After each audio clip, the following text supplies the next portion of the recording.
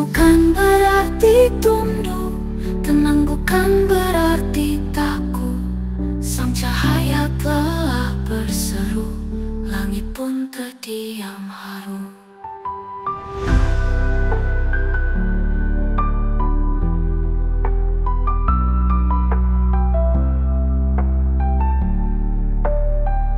Waktu itu Pak Mahfud bilang IPK-nya 3,8. Nah, Jokowi bilang saya di bawah 2. Nah, pada saat itu mulai muncul pertanyaan-pertanyaan di masyarakat gitu loh. Kok bisa ya orang di bawah 2 kok lulus gitu? Apalagi disebut-sebut itu kan dari Universitas Gadjah Mada gitu ya. Kan kayaknya nggak mungkin gitu kalau IPK di bawah 2 itu kemudian bisa lulus, bahkan katanya masuknya tahun 80, keluarnya tahun 85. Bismillahirrahmanirrahim. Assalamualaikum warahmatullahi wabarakatuh. Sahabat Dr. Tifa, dimanapun Anda berada, saudara-saudara sebangsa dan setanah air. Hari ini saya ingin mengajak Anda berpikir cerdas dan waras dengan sebuah pernyataan yang menukik tajam. Siapa pembuat hoax ijazah Jokowi palsu? Ya, dia sendiri. Kenapa kok bisa gitu? Ya, sekarang saya mau ajak Anda untuk melihat kronologi secara retrospektif ya. Sumber paling awal hoax ini adalah pernyataan Jokowi sendiri ketika menjadi pembicara di Universitas Islam Indonesia UII Yogyakarta tanggal 28 Juni 2013. Saya lansir dari tulisan artikel di Tempo pada hari itu. Ketika itu Jokowi masih menjadi Gubernur DKI Jakarta dan OTW ikut Pilpres 2014. Seminar itu bertajuk Memimpin dengan Hati di Universitas Islam Indonesia. Pembicara ada dua, Profesor Mahfud MD dan Jokowi sendiri. Kemudian ada almarhum Buya Syafi'i Ma'arif. Pada waktu itu ketika pembicaraan beralih tentang IPK, ya, Indeks Prestasi Kumulatif, Profesor Mahfud MD menyatakan IPK-nya 3,8. Ketika Jokowi ditanya, dia menjawab dengan santai, 2 saja tidak ada. Selanjutnya, Jokowi, menyatakan bahwa IPK atau Indeks Prestasi Kumulatif itu bukan tolok ukur utama untuk menjadi calon presiden. Ya, mengungkapkan ya, sekali lagi saya sampaikan, dia menyatakan bahwa IPK-nya saat kuliah kurang dari 2. Jadi di situ tuh konteksnya diskusinya sedang dipimpin oleh Buya Syafi'i Ma'arif almarhum, kriteria pemimpin ideal. Buya Syafi'i menekankan pentingnya kejujuran dan tindakan nyata. Pernyataan Jokowi lalu kemudian tentu saja memicu polemik dan pertanyaan berikutnya.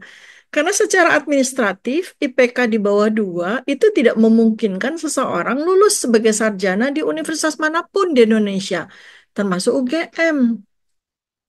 Dia mengatakan dua hal yang sangat penting. Pertama, bahwa IPK bukanlah tolak ukur utama untuk menjadi presiden. Kedua, IPK-nya saat kuliah 2 saja tidak ada. Artinya apa? Secara eksplisit dia mengaku bahwa dengan IPK kurang dari 2 dia bisa lulus sebagai sarjana kan? Nah, tentu saja pernyataan yang kedua ini harus dianggap sebagai hoax. Karena bukan saja UGM, Kemendikti Republik Indonesia saja memiliki peraturan bahwa kelulusan sarjana di universitas manapun harus dicapai dengan IPK lebih dari 2,0. Maka kalau ada seseorang yang mengaku IPK semasa kuliah hanya kurang dari 2, sementara dia juga mengaku bahwa dia lulus sarjana kehutanan UGM, inilah hoax kepada UGM. Artinya UGM bisa meluluskan seseorang yang IPK-nya kurang dari 2. Dan ini yang aneh, UGM sendiri tidak pernah menyangkal bahwa Jokowi adalah alumninya. Bahkan beberapa profesor, teman seangkatan sudah banyak memberi testimoni. Bahkan Rektor UGM sendiri saat ini, Profesor Ova Emilia, dalam konferensi persnya menyatakan bahwa dia meyakini Jokowi adalah lulusan UGM. Lulusan UGM dengan IPK kurang dari 2. Manalah mungkin kan ya? Nah, masalahnya adalah sampai hari ini, 11 tahun berlalu, UGM tidak pernah mengcounter pernyataan Jokowi bahwa IPK-nya cuma kurang dari 2. Juga tidak pernah mempublikasikan secara resmi transkrip nilai atau dokumen IPK-nya, baik Jokowi sendiri maupun UGM. Sehingga publik tidak punya akses untuk mengkonfirmasi angka kurang dari 2 tersebut. Coba Anda pikir baik-baik, betapa ganjilnya seorang sarjana bisa lulus jika IPK-nya di bawah 2. Mengingat aturannya jelas, baik dari Dikti maupun UGM, bahwa syarat untuk lulus sarjana IPK minimum 2.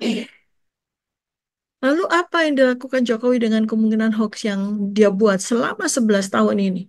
Satu, ya, dia selama 11 tahun ini sengaja membiarkan pernyataan yang sangat merendahkan UGM ini terus memicu polemik, perdebatan, perpecahan, hasutan di antara masyarakat yang sangat tajam dan makin menajam. Ketika dua, tindakan yang dia lakukan dengan mengaku IPK-nya kurang dari 2, alih-alih melakukan klarifikasi atas pernyataan yang sangat berbahaya tersebut, karena bisa menimbulkan fitnah terhadap UGM kan, yang ternyata bisa meluluskan mahasiswanya walaupun IPK-nya kurang dari 2, dan akan menggerus kepercayaan masyarakat terhadap UGM. Tiga, malah memenjarakan jurnalis yang kritis, yaitu Bambang Trimulyono. Dan di tahun 2020 ini malah mengkriminalisasi 3 intelektual, Roy Suryo, Rizwan Syanipa, dan saya sendiri, Dr. Tifa. Seandainya ada tuntutan fitnah dan pencemaran nama baik terhadap hal ini, maka yang melakukannya adalah yang memberi pernyataan bahwa dia bisa lulus UGM walaupun IPK-nya kurang dari 2 kan. Siapa yang menjadi korban fitnah dan pencemaran nama baik? UGM lah pastinya. Masa universitas ternama di Indonesia dan dunia, UGM, Universitas Gadjah Mada, bisa meluluskan sarjana dengan IPK kurang dari 2?